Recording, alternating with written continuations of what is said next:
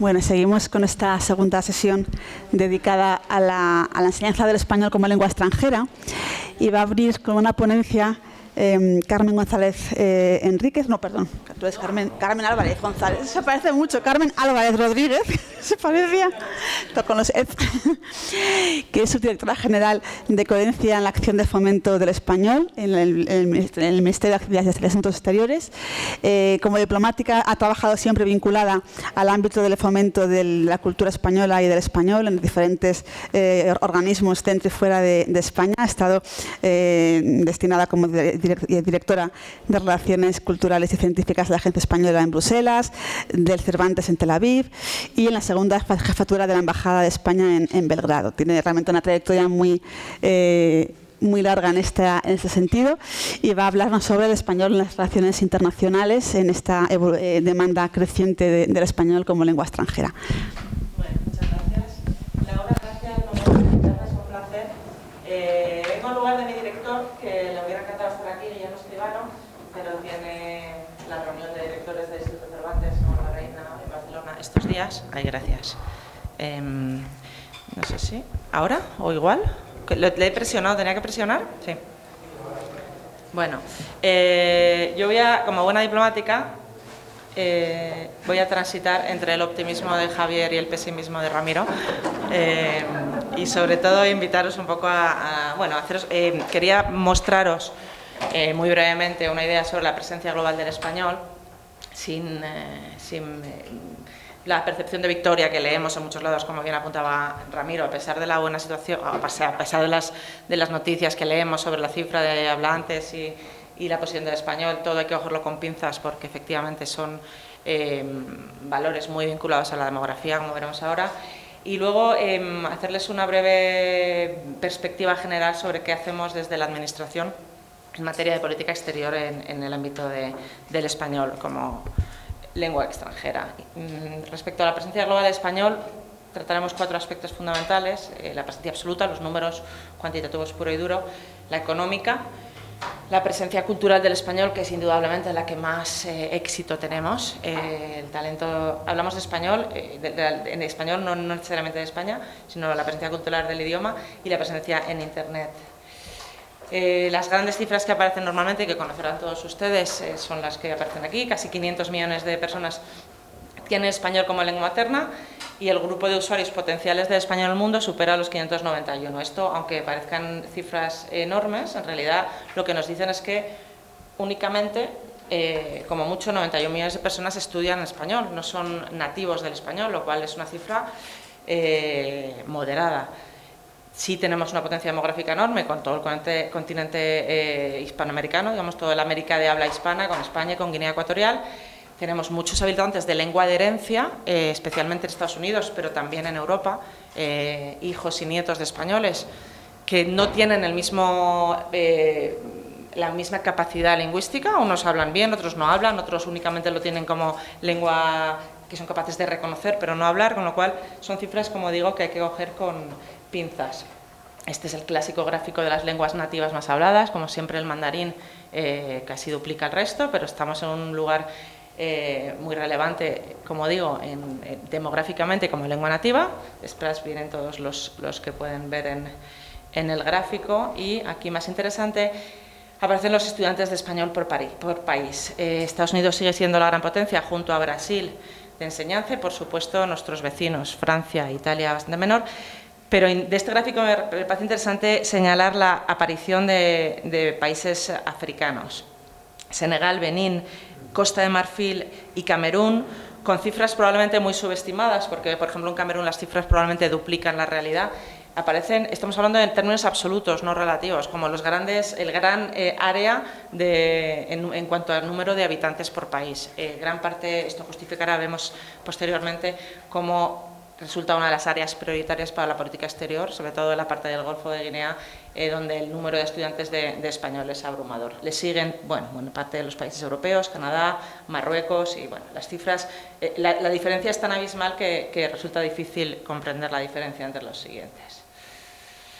La presencia económica de español, como creo que señalaba antes Ramiro, el poder de compra de los hispanohablantes representa en torno al 10% del PIB mundial. Y un dato interesante, que es compartir el español aumenta en el comercio bilateral un 412%. Esto es significativo y es un factor que empiezan a tomar muchas empresas y muchos inversores. El hecho de que el español empiece a aparecer como segundo idioma en el ámbito de los negocios, el que una persona tenga esa dupla inglés-español empieza a ser un activo relevante en el ámbito sobre todo del comercio. A ver si puedo seguir. Y en Internet, bueno, aunque tercera lengua más utilizada y sobre todo en la producción científica seamos los segundos, la diferencia el salto entre el inglés y el español, especialmente en el ámbito científico, es gigante. En Internet sí es verdad que tenemos cada vez más presencia, sobre todo gracias a la plataforma streaming en el ámbito de la cultura, de la televisión, del streaming, de los juegos en streaming, los sports, los eSports se llaman, los eSports, y por supuesto la música, pero en ciencia sobre todo tenemos un papel, aunque en segundo lugar, muy por detrás del inglés. Presencia cultural del español es sin duda donde más podemos sacar pecho. El talento en español se deja ver en prácticamente todas las artes, especialmente en el ámbito de la música y de los audiovisuales. Actualmente la mitad de lo que hablábamos antes, de uno sintoniza una radio y tiene el 50% de posibilidades de que la canción sea en español. Esto pasa también en YouTube.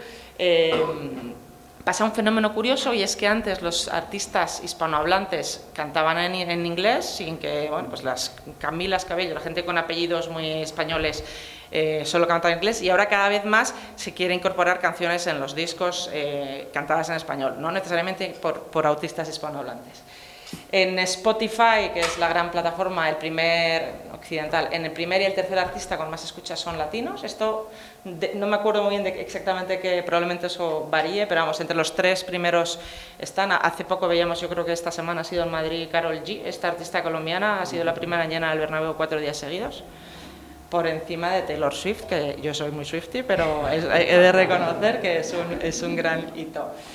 Y en el sector editorial, por detrás únicamente del inglés y del chino, y por delante del francés y del italiano y el ruso, con unos más de 150.000, 165.000 títulos anuales. Esto, digamos, son nuestra trinidad cultural en cuestión del español en el mundo. Aquí estas fotos las tengo cuando voy a dar charlas, sobre todo a estudiantes, para que entiendan la importancia. Este es Bad Bunny, al que se le entiende poco al hablar, no sé si lo habrán escuchado, pero Bad Bunny, por ejemplo, ha protagonizado el primer episodio de Saturday Night Live, que es el gran programa de humor estadounidense, casi íntegramente en español, subtitulado. Eso es un hito importantísimo. Y es sin duda, digamos, es una de las grandes estrellas en español. Rosalía, a la que hay que reconocerle grandes éxitos, pero siempre pienso que debía meter a Julio Iglesias en estas diapositivas, que yo creo que fue el primer globalizador de la canción en español del siglo XX, o sea que le debemos mucho. Quizá, no sé si Rafael, bueno, tenemos un buen número de artistas que han internacionalizado, pero creo que Julio... Los primeros que entraron en el Billboard en los primeros puestos, fue el grupo en español, antes de español, que entraron en el Billboard. No es poca cosa. Y Rosalía, saben que ahora que es la artista con la que todos quieren cantar. Bueno, en literatura no hace falta que les presente a los grandes maestros de la literatura, en danza, y sí señalar La Sociedad de la Nieve, que se convirtió en la primera película en español en Netflix, en estar en puestos de Netflix, y la segunda en idioma no inglés, quiero decir. Es la primera película, perdón, me explico mal, la primera película en lengua no inglesa en número de visualizaciones, de proyecciones no se dice en Netflix, ¿no? Visualizaciones en Netflix, y también ha supuesto un antes y después. Desgraciadamente no se llevó el Oscar, pero ha sido muy relevante para los audiovisuales en español. La Casa de Papel, yo mi experiencia, lo de que con Ramiro he de discrepar, mi experiencia en el exterior, creo que nos conocen un poco más de lo que nos conocían hace un tiempo, y creo que fenómenos como La Casa de Papel ha sido fundamental para invitar al aprendizaje del español. Yo he estado destinada en 3 puestos bastante distintos, Bruselas, Tel Aviv y Belgrado, en los 3 sitios, y sobre todo en Israel y en Serbia, la gente venía a clases de español únicamente porque les parecía alucinante las series en español. porque se veían La que se avecina. La que se llama Papel ha sido el gran boom, pero es que antes fenómenos como La que se avecina, como Los Serrano en Serbia, una cosa muy loca. Y más allá de que les querían entender las canciones de los artistas, las series en particular en español ha sido un fenómeno, una puerta de entrada para el aprendizaje.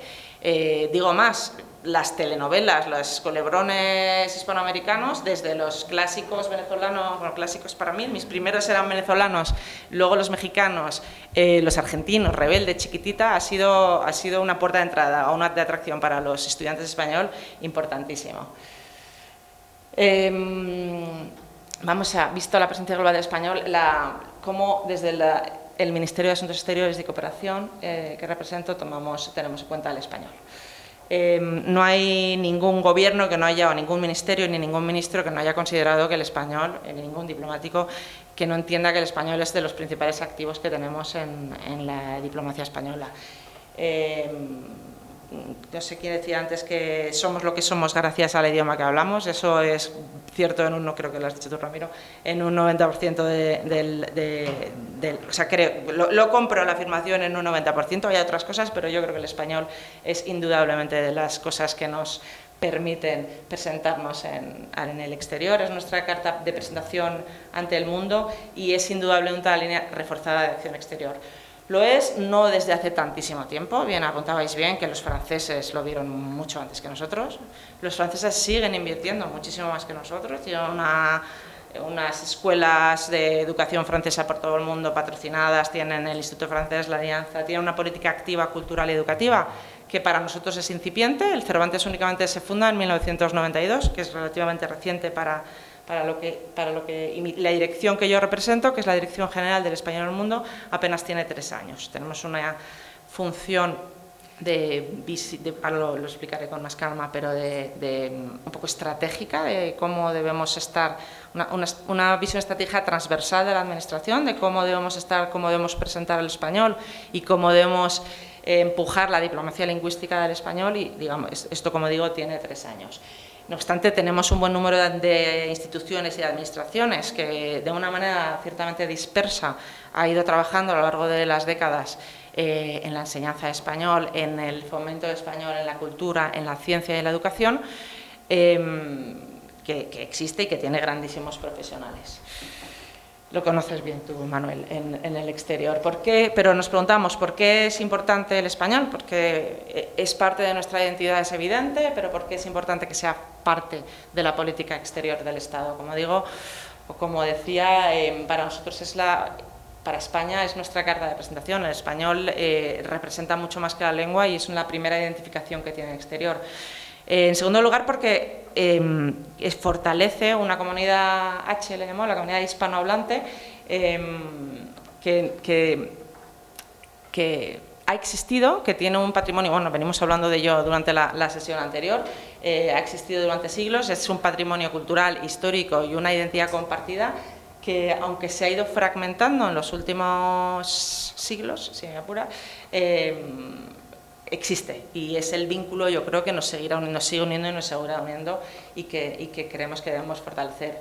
Por supuesto, es una herramienta de poder. Cuando uno habla de poder, por mucho que sea poder blando, como decía Nay, es poder diplomático, el idioma propio de una comunidad, de un país o de una conglomerado de estados tenga fortaleza en el teatro internacional es importante. La cascada en la que la toma de decisiones sea en español, que la complicidad entre los que toman decisiones sea en español, cómo eso repercute en el ciudadano, existe, aunque no sea evidente, el que uno en Naciones Unidas pueda estar hablando en español, que puedan estar tomando decisiones en español en el Tribunal Internacional de Justicia, repercute en el peso que ese país tiene en las relaciones internacionales y en el mundo.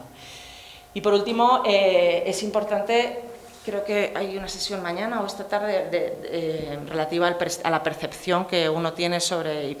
¿Sí, no? Eso es importantísimo. Ha sido importantísimo por el desprestigio que ha tenido, incluso autodesprestigio, no sé si está bien dicho, del propio idioma que ha tenido entre los hablantes. Y entonces es importante fortalecer o empujar o apoyar el español para prestigiarlo en el ámbito en esferas en las que no ha sido tan prestigioso como la inteligencia, como la ciencia, como las relaciones internacionales, pero también en el día a día. Yo siempre pongo el ejemplo de dos personas que he conocido a lo largo de mi vida que han tenido actitudes completamente distintas hacia el idioma. Uno es el primo hermano de mi padre, que es un hombre de herencia dominicana, que se fue de crío a vivir, Jesús, se fue de crío a vivir a Nueva York, inmediatamente se cambió el nombre a Jessie, tuvo una hija que se llama Nicola, la que nunca habló en español porque, ¿sabes?, la primera oleada inmigratoria, uno no quiere que hable otro idioma, nunca habló una palabra. Nicole vino aquí con 20 años y la pobre mía pues la tuvimos que enseñar a hacer de todo. Nicole a sus hijos está deseando enseñarles español porque ahora sí le entiende y ahora entiende el prestigio.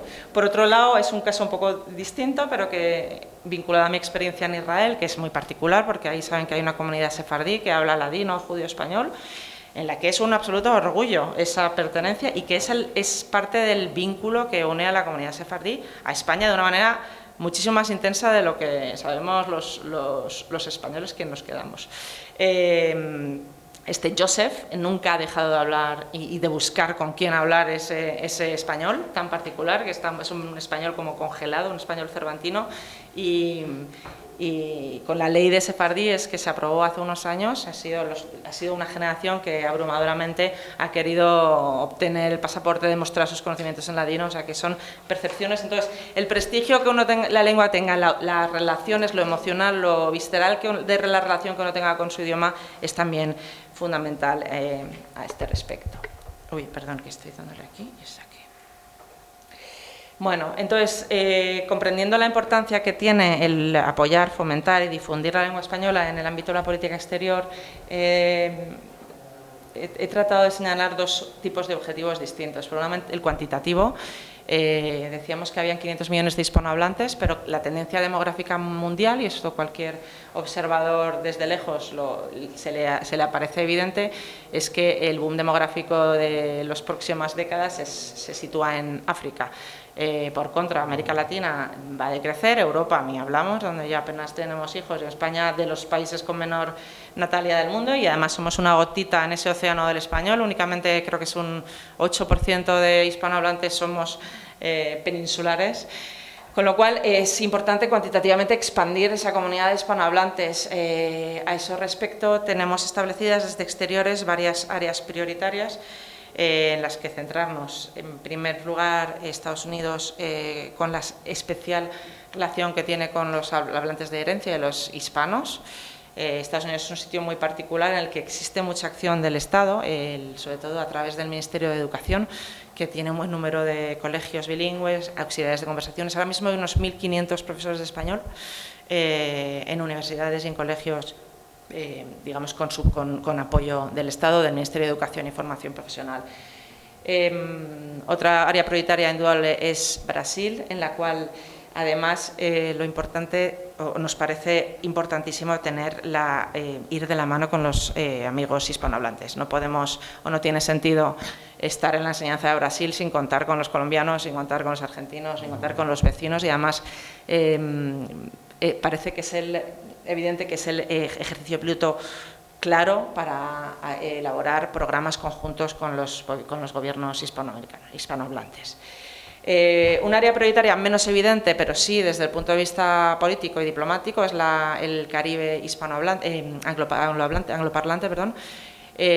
Son muchos países pequeñitos y muchas islitas rodeadas por un mundo hispanohablante, que son muchos votos en la Asamblea General de Naciones Unidas y en el que no tenemos demasiada presencia y en el que existe un enorme interés por la enseñanza bilingüe. En Jamaica, en Trinidad y Tobago, están implementando o empezando a diseñar programas de educación bilingüe para los funcionarios, que conducirá a una reforma de los ministerios de educación. Cuantitativamente, como decía, es fundamental la colaboración con el mundo hispanohablante. Las áreas prioritarias, dije Estados Unidos, Brasil, Caribe, India y África son nuestras grandes. India por las dimensiones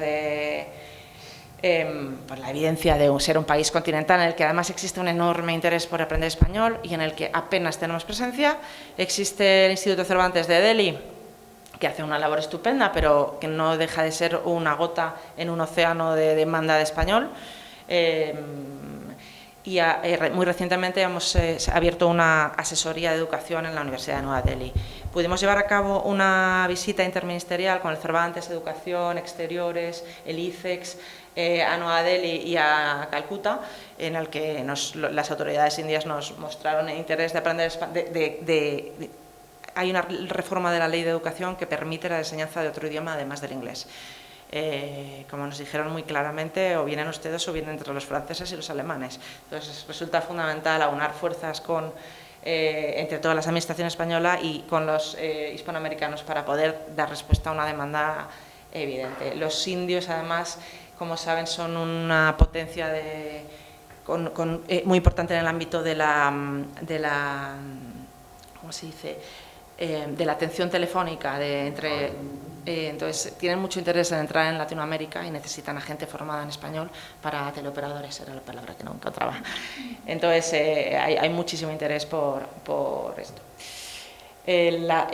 Existen en África, como digo, un enorme interés, hay un cierto retirada o descenso de la presencia francesa en la sociedad civil y un creciente interés por parte de la sociedad civil por el español.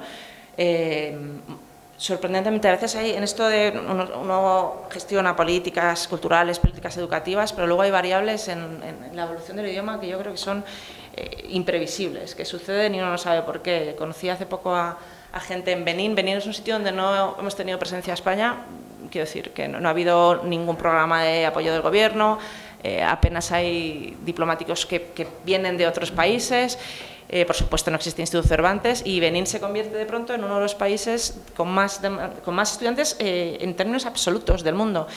Entonces, rascando, resulta que en un momento dado, en los años 60, hubo unas monjas que se plantaron allí una semilla y de ahí nace unos árboles que de pronto nos encontramos y que, por eso digo que a veces es imprevisible los factores que contribuyen a que un idioma aprenda en determinados sitios o que existe interés por la enseñanza de idiomas son imprevisibles. Lo que nos corresponde como administración es por lo menos tener la visión general y tratar de detectar en qué sitios podemos contribuir o podemos ayudar.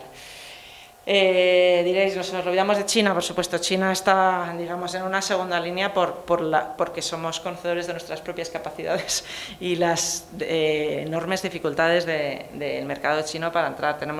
España cuenta con Consejería Económica, Comercial, Cultural y 2 institutos Cervantes, o 1 y medio, porque existe uno en Pekín y en Shanghái hay una biblioteca que se va a reconvertir en centro en breve. Yo creo que hay prevista una visita en breve para la apertura de eso, pero las dimensiones de China son un ejemplo de cómo la acción debe repensarse y replantearse.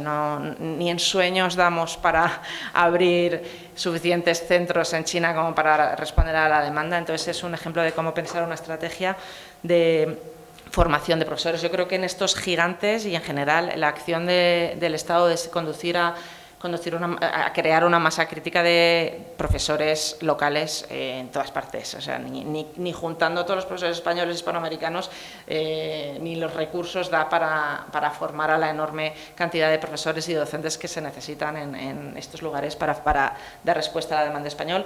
Y el momento procesal, como se dice, es ahora. Como bien decía Ramiro, dentro de 20-30 años el español decrece, con lo cual estamos en un momento clave. Yo creo que hay una ventana de oportunidad para poder formar a profesores que mantengan el interés por la enseñanza de nuestro idioma. Este era un objetivo cualitativo, expandir la comunidad de hispanohablantes. Por otro lado tenemos el cualitativo, que quizás sea tanto o más importante que el previo, y es, como decía antes, dotar de prestigio al español en áreas donde no lo ha tenido hasta ahora. Señalo 3 que son las que más trabajamos desde mi dirección, que es el español en la ciencia, el español en la inteligencia artificial y sobre todo el español en las relaciones internacionales. Como decíamos, en el ámbito científico, la producción científica o las publicaciones científicas no tengo ahora mismo cifras, pero son abrumadoramente en inglés, y eso tiene mucho que ver con cómo se indexan las publicaciones. A un científico le interesa mucho más publicar en inglés porque le van a poder citar, y entonces al poder citarle su prestigio, digamos, académico y su capacidad de volver a publicar, bueno, supongo que por aquí habrá académicos e investigadores que de esto saben un rato más que yo. Aquí, en esta esfera, en este objetivo cualitativo, sí o sí nuestra acción pasa por trabajar con los países hispanohablantes, quiero decir, no tiene sentido, y además creo que el objetivo se convierte en un fin y el fin en un objetivo. El hecho de trabajar conjuntamente para situar el español en el ámbito de la ciencia en un nivel de prestigio nos ayuda a intensificar la relación con los países hispanohablantes, y nos ayuda a su vez a crear comunidad con los países hispanohablantes en una lucha, en un objetivo común. Lo mismo sucede con el tema de la inteligencia artificial o con las relaciones internacionales, que ahora os comento con más tranquilidad antes, y ante esta necesidad de dar respuesta a estos objetivos nace, como decía, hace un par de años largos, la Dirección General del Español en el Mundo, el Real Decreto de la Unión, artículo 7, esto es aburrido, con tres misiones principales, que es dotar de coherencia a la acción de la promoción del español, del fomento del español exterior, colaborar con los países hispanohablantes y elaborar estrategias conjuntas, y procurar que el español, como decía, tenga su lugar y su prestigio en todos los ámbitos, poco a poco. Coherencia. Este es mi terreno, mi subdirección tiene el horrible y larguísimo nombre de Subdirección General de Coherencia para la Acción del Fomento del Español, y tengo que respirar en medio, que trataré de cambiar si puedo, pero en realidad tiene lógica. El ecosistema institucional español, sin aburrirles demasiado, hablábamos antes que era disperso, es muy disperso. Creo que lo amarillo son todo, sí, ministerios y administración central. Vamos a ir poco a poco. Tienes el ecosistema empresarial, la SEGIB y la OEI, que son instituciones hispanoamericanas o iberoamericanas, actores privados como ASEL, FDL, que son asociaciones de profesores, incluimos Radio y Televisión Española y EFE, por supuesto, son instrumentos de difusión de nuestro idioma fundamentales, la Biblioteca Nacional, Acción Cultural Española. Ahora voy a ir un poco a poco, es porque tengan la idea. Cada uno con una misión, muchas veces solapada, por eso digo que mi subdirección es compleja, muchas veces no extraordinariamente definida, y bueno, con las dificultades de que no existe una entidad superior que coordine todo aquello. La red institucional, ahora sí, de la Administración General del Estado vinculada a la promoción de la lengua española, en principio está centralizada en 5 ministerios. Empiezo por el propio, el Ministerio de Asuntos Exteriores, Unión Europea y Cooperación, en la que la dirección más junior es la mía, Dirección General del Español en el Mundo. Pertenece, y esto es importante, a la Secretaría de Estado para Iberoamérica y el Caribe, con lo cual ya tiene una intencionalidad, tiene la parte, mi Secretaría de Estado tiene 2 direcciones, Iberoamérica y el Caribe y el Español en el Mundo. Iberoamérica y el Caribe es la dirección política que trata con Iberoamérica y el Caribe, pero la intencionalidad de situar la dirección del Español en el Mundo en esa Secretaría es precisamente la de trabajar con los países hispanoamericanos. El Instituto Cervantes, que conoce todo el mundo, pertenece, está bajo el paraguas del Ministerio de Asuntos Exteriores. Mi secretaria de Estado preside el Consejo de Administración del Instituto Cervantes. Y por último, la Agencia Española de Cooperación Internacional para el Desarrollo, la ECID, tiene distintos programas, pero sin duda el más importante en materia de promoción del español son los lectores, los lectorados. Los lectores es una maravilla de figura. Son universitarios que están diseñados, el programa está diseñado para contribuir a la creación o al fortalecimiento de los departamentos de universidades de español en el exterior. Los lectores llegan prácticamente donde no llega nadie, son verdaderos paracaidistas que soltamos en el mundo, son profesionales espectaculares que ayudan a desarrollar. La colaboración entre las direcciones, entre las 3 instituciones es total. El Cervantes, bueno, con las dificultades propias de cualquier otra relación institucional, pero por ejemplo el Instituto Cervantes y los lectores colaboran muchísimo en materia de certificación. Pues los lectores, el Instituto Cervantes, como saben, gestiona los DELE, que es el Diploma de Español para Lengua Extranjera. En aquellos lugares donde no existe Cervantes, los lectores normalmente son los que certifican a los estudiantes. Hay muchísimo margen para una mayor colaboración, pues de forma formativa, didáctica, sí, que es una de las cosas en la que intentamos percibir. Y como digo, mi dirección es la que trata de tener una perspectiva más vinculada a la estrategia y al español en las relaciones internacionales, que contaré más tarde. Voy a pasar muy brevemente para no aburrir con este entramado institucional, pero el Ministerio de Cultura, por ejemplo, pues la Dirección de Industrias Culturales, la Dirección General del Libro, desde Cultura se lleva la participación española en las ferias del libro, en Guadalajara, comentábamos antes, pero también en Frankfurt, en Osaka, y luego tenemos el ICAO, el INAEM, que en el ámbito de las audiovisuales o de las artes escénicas, pues indudablemente giran nuestra cultura y nuestro idioma por el exterior. Tanto el Cervantes como la labor del Ministerio de Cultura incluyen las lenguas cooficiales, esto es importante decirlo, no así los lectores únicamente son lectores de español. Hay otras instituciones que dan, no es ámbito de este, pero bueno, por acabar de puntualizar, otras instituciones autonómicas como el Ramon Llull y el Instituto Etxepare, que sí que tienen becarios de catalán y euskera en su caso.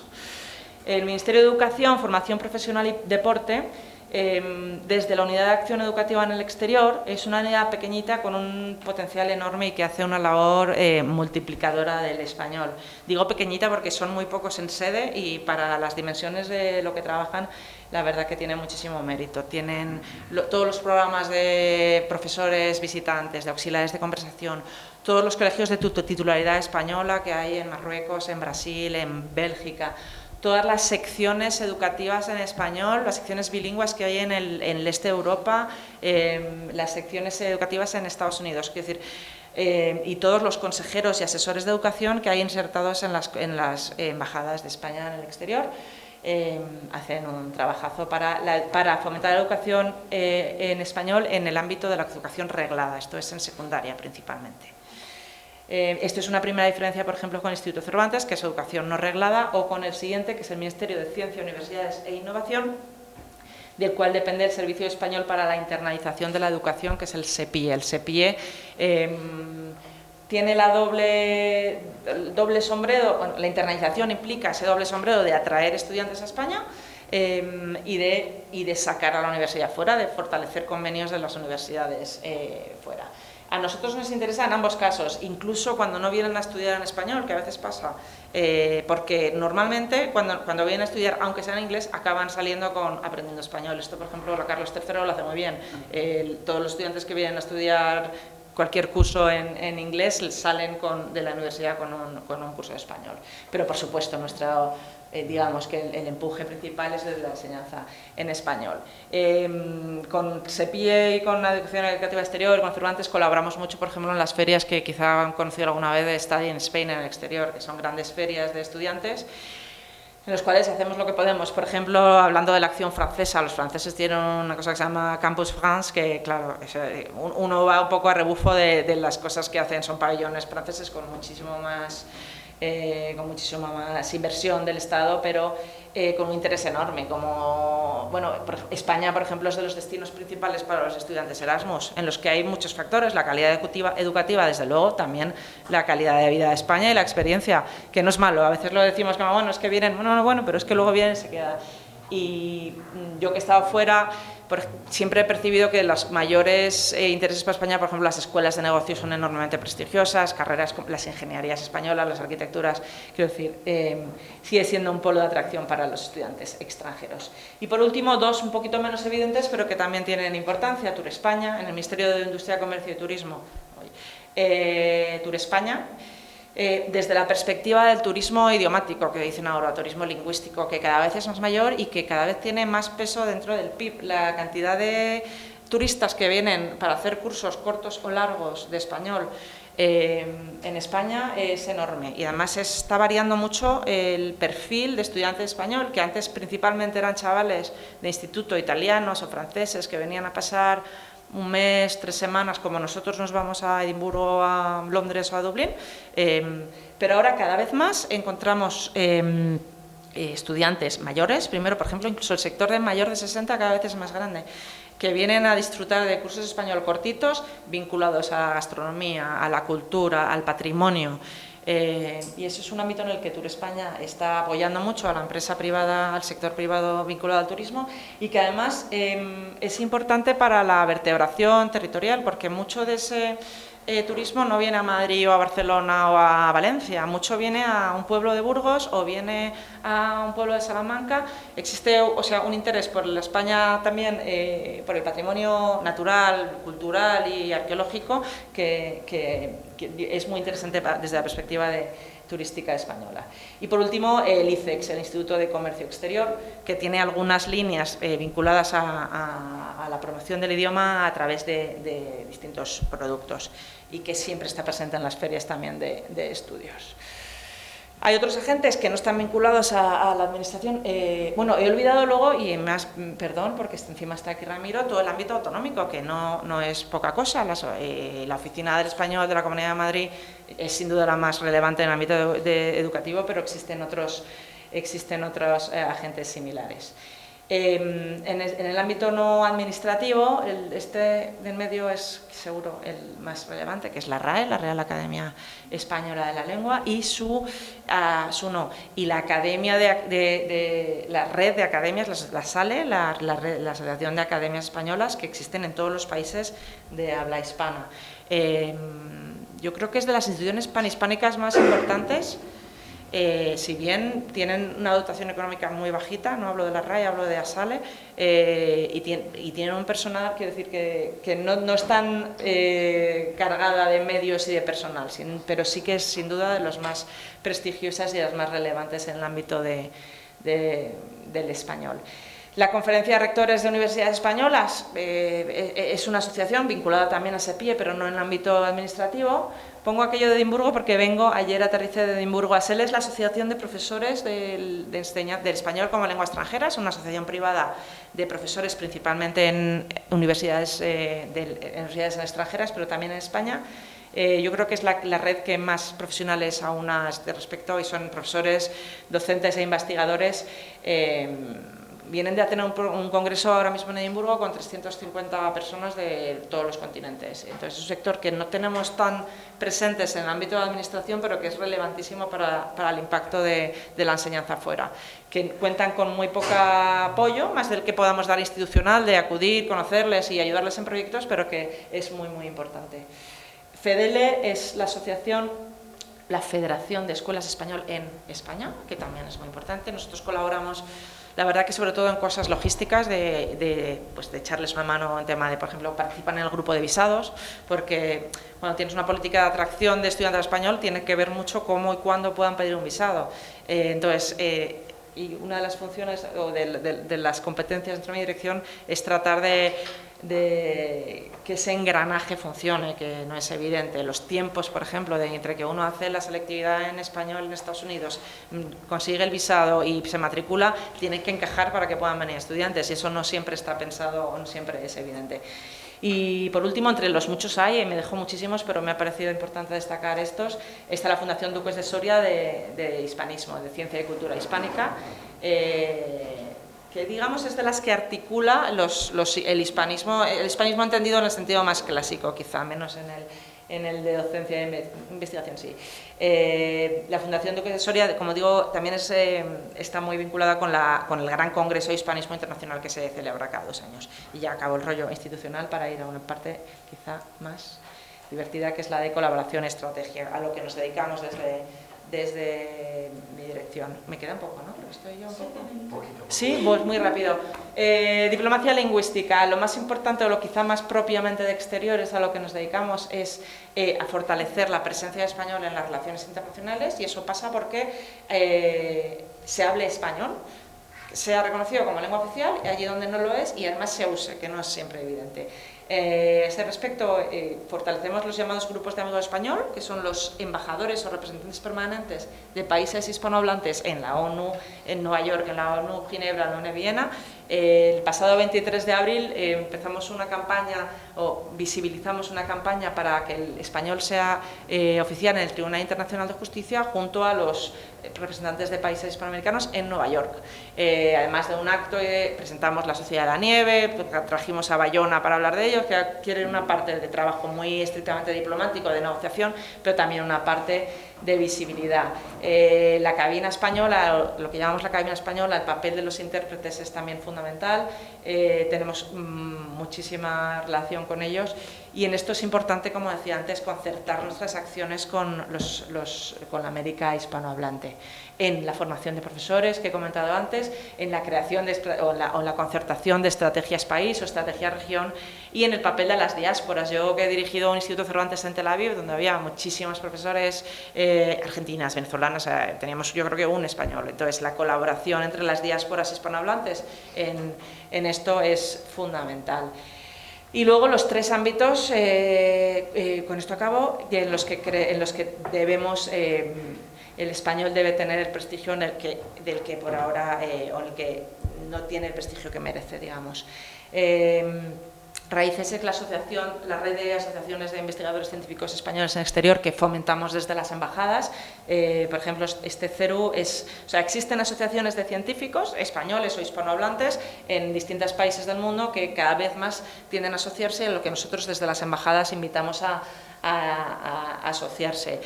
Hacen una acción muy de creación de redes, de ayuda, de difusión, de publicaciones y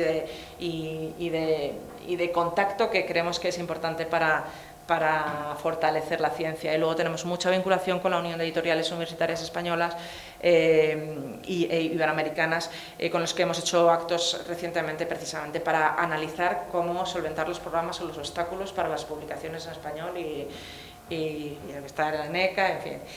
Español e inteligencia artificial, uno de los grandes proyectos que no lideramos nosotros, pero en el que estamos obviamente involucrados, es Leia es el gran proyecto de inteligencia artificial en español.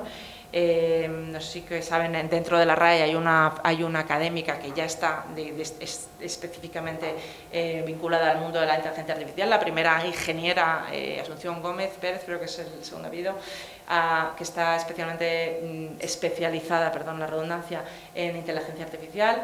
Nuestro papel ahí como exteriores es precisamente aportar la dimensión hispanoamericana, y es que como saben, la inteligencia artificial lo que necesita es una gran base de datos en español para que pueda tener información y trabajar en español. En esa gran base de datos es necesario incorporar la diversidad del español que viene de Hispanoamérica. Entonces, nuestro papel ahí, y esto lo llevaremos a la próxima cumbre iberoamericana, es trabajar porque cada país incorpore bases de datos masivas para nutrir o para entrenar a la inteligencia artificial con el español de todas partes.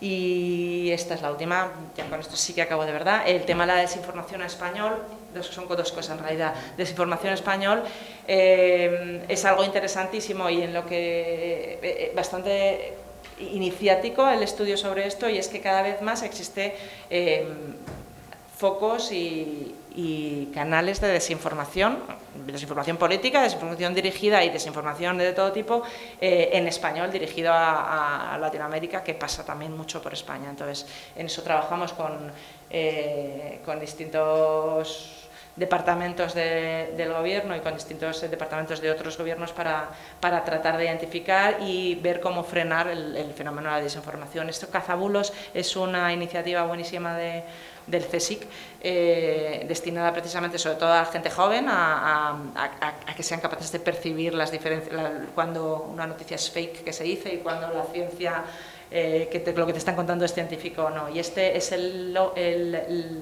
dibujo de la red panhispánica de lenguaje claro y accesible. Es otra cosa en la que tiene mucha importancia la labor que está haciendo la RAE, la Real Academia de la Lengua, para que el lenguaje sea claro y accesible, no solo para las personas con discapacidad, sino el lenguaje claro de una manera que ya se está articulando, por ejemplo, en sentencias judiciales, así pues implicar esto o aplicar esto en distintas esferas. Perdón, porque creo que me he pasado bastante, pero esto sería un poco todo lo que hacemos desde el Ministerio. Muchísimas gracias.